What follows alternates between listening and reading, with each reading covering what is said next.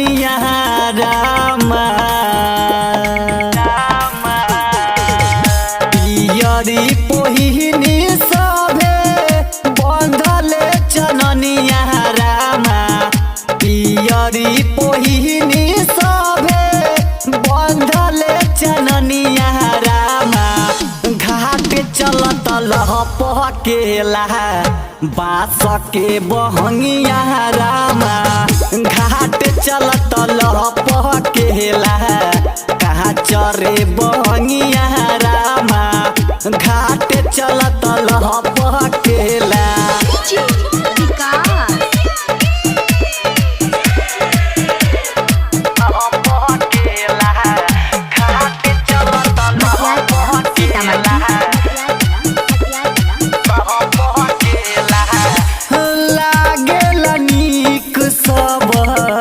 बाटे एक साथ के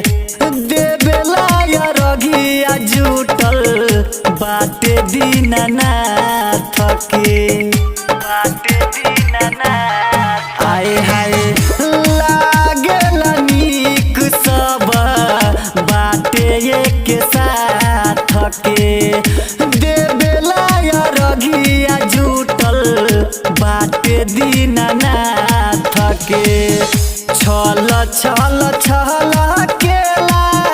गंगा जी के पनिया रामा छल छल छल केला गंगा जी के पनिया रामा घाट चलत लहपकेला बास के बहंगिया रामा घाट चलत लहपकेला चरे बहंगिया रामा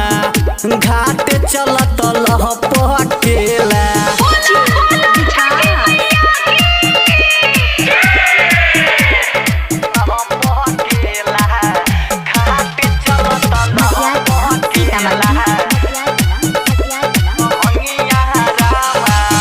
यूपी बिहार में ई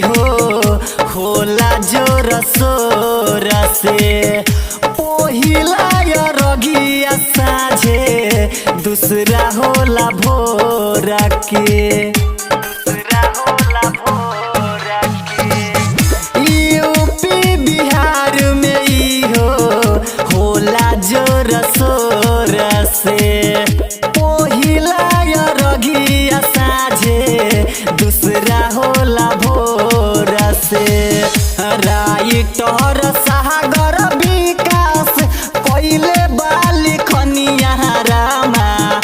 सुबोध सावरिया रंजन कइले बागोहनिया रामा घाट चलत लहपकेला बास के बहंगिया रामा घाट चलत लहपकेला चरे बहंगिया रामा घाट चलत लहपकेला पियरी पहिनी सभे बंधले चननिया रामा पियरी पहिनी सभे बंधले चननिया रामा घाट चलत लहपकेला चरे बहंगिया रामा घाट चलत लहपकेला चरे बहंगिया रामा घाट चलत लहपकेला। सहर्ष रिकॉर्डिंग स्टूडियो भूत ही चौक सीतामढ़ी।